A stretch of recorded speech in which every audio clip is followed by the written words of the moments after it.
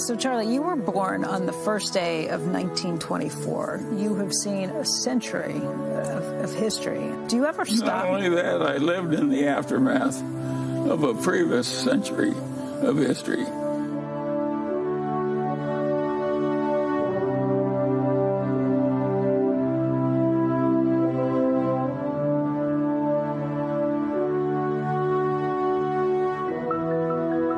You could argue that about 90% of the progress of man has happened in civilization has occurred in the last 2 centuries. There was no car. There was no broadcasting. It was a very different world. We figured out so very, very much that was quite important as a start. And of course, that's what brought the economic system up, so man had enough leisure, had enough time to think. That's pretty much all of modern biology, modern medicine, and modern industrial civilization.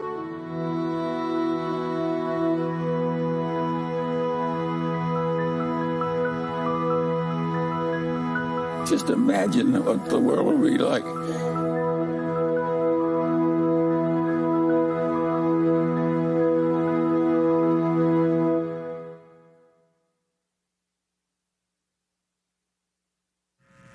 It's extraordinary how resistant some people are to learning anything.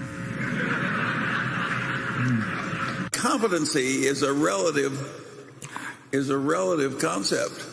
And what a lot of us need, including the one speaking, is what I needed to get ahead was to compete against idiots. And luckily, there's a large supply.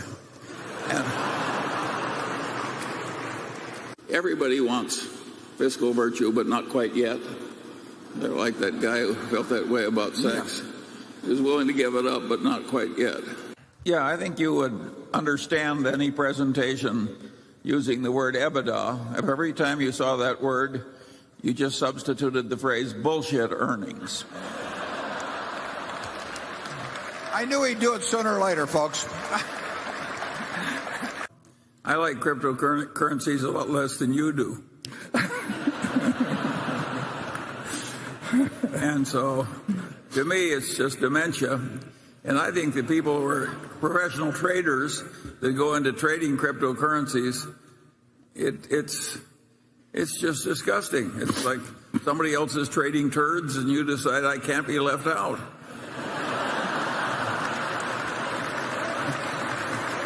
But those of you who are about to enter business school or who are there,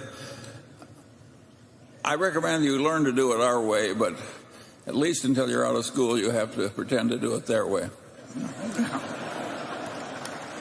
In accounting, you can do things like they do in Italy when they have trouble with the mail. You know, it piles up and irritates the postal employees. They just throw away a few carloads, and then everything flows smoothly thereafter.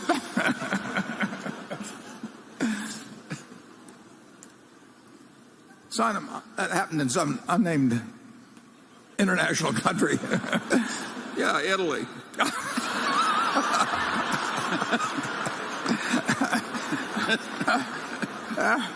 It's perfectly obvious, at least to me, that to say that derivative accounting in America is a sewer is an insult to sewage. People don't seem to get that point. You have any idea why, Charlie? Warren, if people weren't so often wrong, we wouldn't be so rich.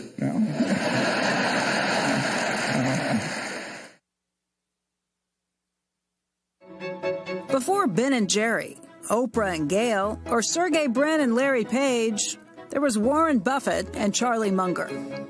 Born and raised in Omaha, Nebraska, both worked at Buffett's grandfather's grocery store, but their paths didn't cross until Buffett was 29 years old and Munger was 35. To understand the most successful couple in business, it's best to start at the beginning and how they first met. Well, want to tell the story? Go ahead.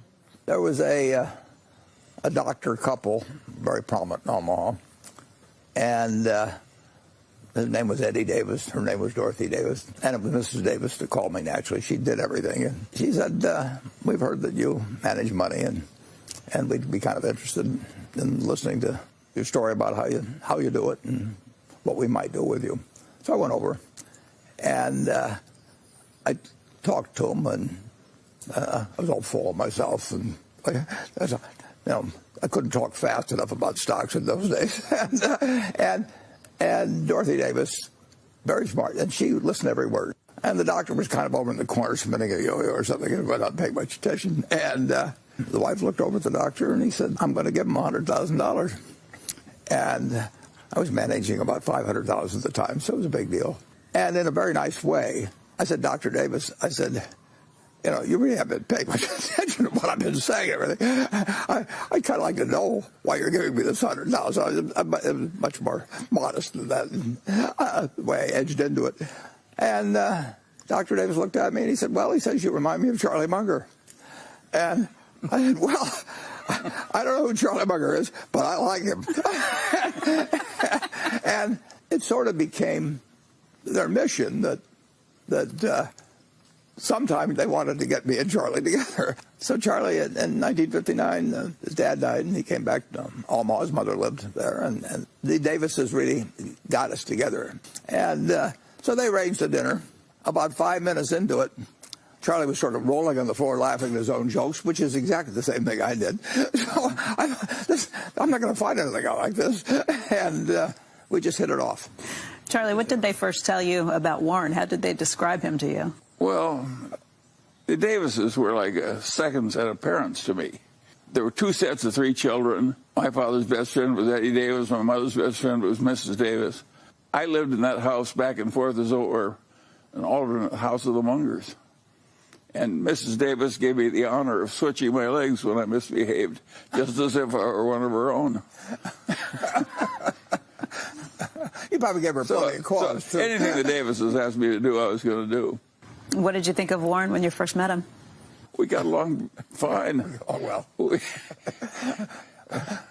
Both of our wives thought, my God, another one.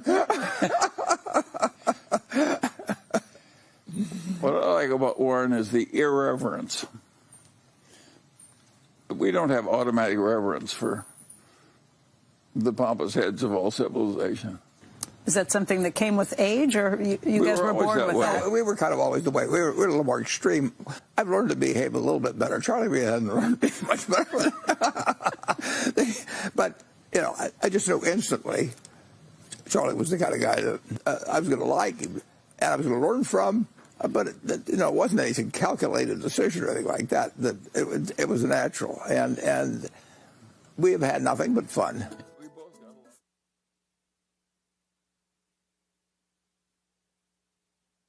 I think part of the popularity of Berkshire Hathaway is that we look like people who found a trick.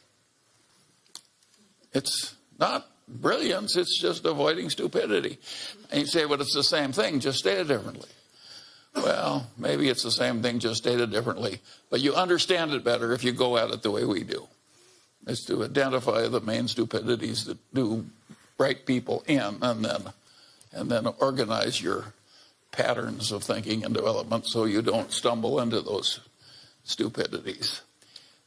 Berkshire Hathaway is constantly kissing off ideas, and he'd win about 2 seconds flat. We know we've got opportunity X, which is better than the new opportunity. Why do we want to waste 2 seconds thinking about X? Many of you come from places that don't do that. You've got to have one horse, one rabbit, one something or other, and that rabbit is going to be thinking about something which would be ruled out immediately by an opportunity cost available generally to the place. But it's in a different department, and you have to be diversified, and so on and so on. So it's easy to drift into this idea that opportunities don't matter and you've got some different way of doing things that are better. It isn't better. The right way to make decisions in practical life is based on your opportunity costs. When you get married, you have to choose the best you can find that'll have you. And the rest of life is the same damn way. And you have have to figure these things out if you want good results in life, and if you don't, well, you have to pretend that you can get good results in life. And if you have enough sales ability, maybe you can get by with it. Sure, there are a lot of things in life way more important than wealth. All that said, some people do get confused. I play golf with a man, and he says, "What good is health? You can't buy money with it."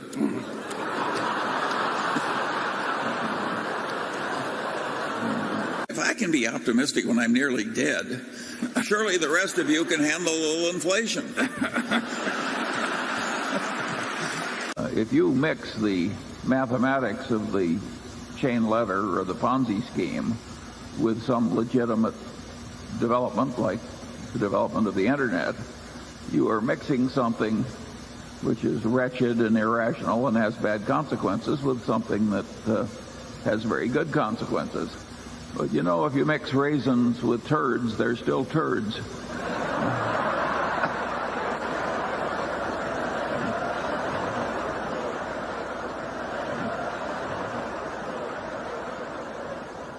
That's why they have me write the annual report. I would rather throw a viper down my shirt front than hire a compensation consultant. A director getting $150,000 a year from a company who needs it is not an independent director. Being put on the comp committee of American corporations, as I've said, they're looking for Chihuahuas and not Great Danes or Dobermans Yeah. And I hope I'm not insulting any of my friends that are on comp committees. You're insulting the dogs. No. It's not that great a business as a business, casualty insurance.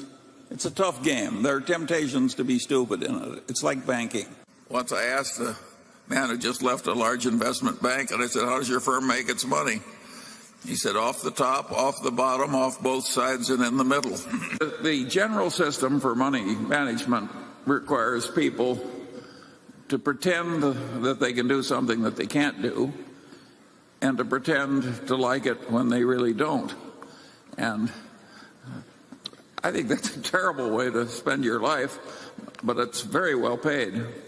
Charlie, I don't know why I'm giving you another shot, but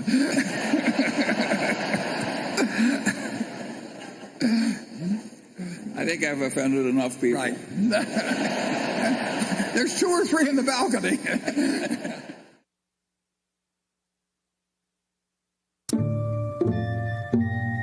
We were mental partners right from the moment we met. I want to know, going back 50 years, what it was like when you first met Warren. Well, I thought he was a prodigy. And I got a lot of criticism. My wife said, "Why are you paying such enormous respect to that young man with a crew cut who won't eat vegetables?" He's ungodly smart. He's got a much broader intellect than I do. And he's magnificent at being able to condense important ideas into just a very few words. If you're not interested in the economic scene right now, you're mentally dead. Charlie has no tact. All right, let's talk a little bit about bankers. Charlie on Friday compared them to heroin addicts. Yeah, well, that's colorful, Charlie, but I would not have chosen that.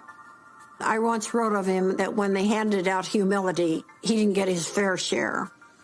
The ideal way to run a headquarters is to have one man, preferably over 80, sitting in an office by himself. Anything else is pure frippery. He's always honest in what he tells me, so I listen to him. We never had an argument. We just kind of roll with it easily. Suppose Warren doesn't want to do something that I would have done. And suppose that happens 4 times over 40 years or something. What the hell difference does it make to me?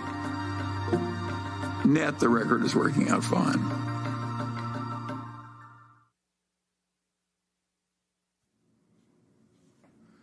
Warren, your obsession with Hollywood is starting to worry me. Well, Mr. B, I look forward to serving as your number 2. Well, actually, I already have a number 2. Meet Charlie, my Dwight. You don't look so tough. Well, actually, there are 18 ways I could kill you right now. I'm in. I'll raise. I fold. Where's Warren? Well, unfortunately, I wasn't Warren's type. Oh. Well, who needs a billionaire anyway, right? Oh, I got myself a billionaire. It's just not Warren. Come in, sweetie. Hi, girls. This is Charlie. Hi, Charlie. You come here and sit right down, and I will grab us a couple of beers.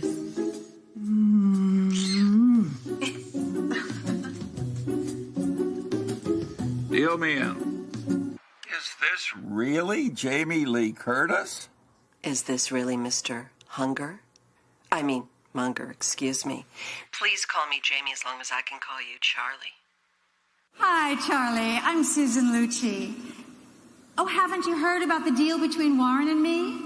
He's going to be a big star at all my children, and I'm going to be taking over Berkshire Hathaway. Well, you certainly got some important qualities that Warren lacks. Well, thank you, Charlie. There's some changes I really think we need to make around here. The first thing we need to look at is our dividend policy. I have never heard of anything so cheap and so unfair to our wonderful shareholders. We need to change it. Sounds good to me. Charlie, have you seen the new trailer for Iron Man 3? It's really amazing. Iron who? Charlie will get on his knees for you. I can just check, please. Yeah. Do we have a deal? Okay, yes. Oh, thank you.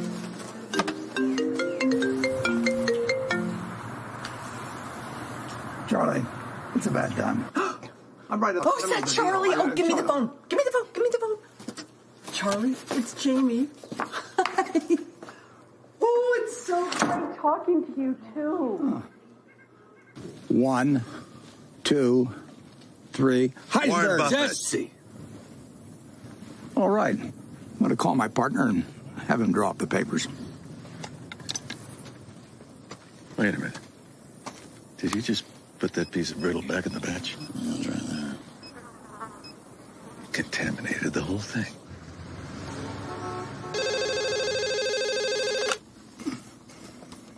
Charlie? It's done. Slick, yo.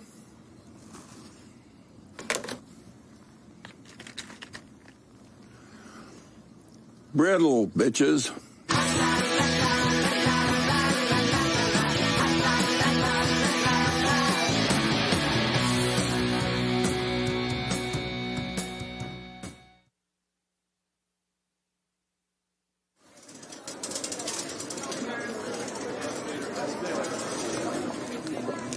Well, a Berkshire Hathaway shareholders meeting is partly a fun festival. It's sort of a Mardi Gras for people that come every year. It's a chance for us to have a lot of fun and meet the people that have entrusted us with their money.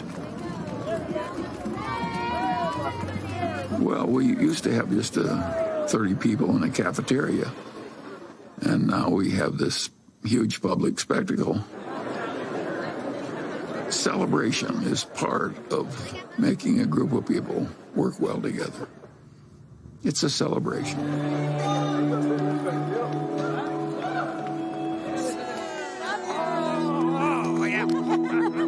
I think investors who own Berkshire Hathaway, they see themselves as a part of a community. There are more long-term holders of Berkshire than any company. People consider it a religion. They don't buy it with the idea they're going to sell it next week. I think most of them buy it with the intent of holding it for their lifetime, just like they buy a farm or buy an apartment house. At Berkshire, everybody gets the same information from the comprehensive annual report. We don't meet with the analysts. I'm not interested in what an analyst thinks about Berkshire. I'm interested in what the owners of Berkshire think about Berkshire. He came out of a private partnership where people he knew were trusting him. And he had his relatives in the partnership, and they were not rich. And as it got bigger, started treating everybody else the way he treated his relatives. In terms of our feeling toward the people who are shareholders, we regard them as our partners. They're not some faceless group of people. And that's why at the annual meeting, I love seeing 40,000 of them. It gives real meaning to what we're doing every day.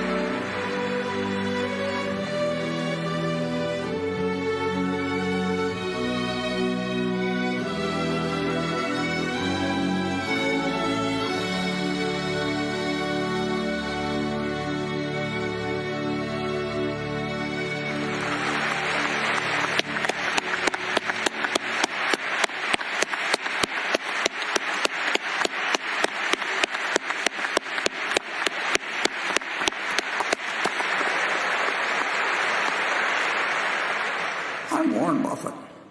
And that's me with Charlie in an unscripted and spontaneous photos taken in Savannah, Georgia, early in 1982. Our wives could tell us apart, as long as we wore name tags. When Charlie and I first met in 1959, it was as if twins who had been separated at birth were reunited. But there were a few important differences between Charlie and me that many people missed. Let me elaborate. For one thing, I was only interested in whether things worked. Charlie wanted to know how things worked. I would turn on a switch, and if the TV or light bulb went on, I could not care less about what had caused that miracle. Charlie, however, would want to understand every aspect of how the generator worked, how electricity traveled to his home, the merits of AC versus DC, whatever. You could say that Charlie understood electricity better than Thomas Edison ever did. Like his hero Ben Franklin, Charlie wanted to understand everything, and he pretty well succeeded. Additionally, Charlie liked to design things. When we met in 1959, he was designing and building the house in which he lived throughout his life. He once wanted to design a home for me in Santa Barbara on a piece of property Berkshire inherited. Fat chance. In 1958, I bought the house I now live in, but I would have been happy with any of 100 or more houses as long as it was in the general neighborhood of where I was then renting. Of course, I wanted my wife to like it, and I wanted to have room for 4 or 5 kids. But what it looked like inside, outside, was irrelevant. The difference, of course, was of supreme importance to Berkshire. Charlie's architectural thoughts led to the Berkshire Hathaway of today. Some of you may be surprised that Charlie first became a director of Berkshire in 1978. Through a small partnership, I had bought control of Berkshire early in 1965. Charlie then didn't have a penny invested in Berkshire, but he immediately told me my purchase was just plain dumb, which it was. Charlie then did for me what needed to be done to correct my error, and over time, we worked together to achieve his vision. Charlie, in effect, became the architect of today's Berkshire. The architect is the person who dreams of, then designs, then finally supervises the construction of great structures.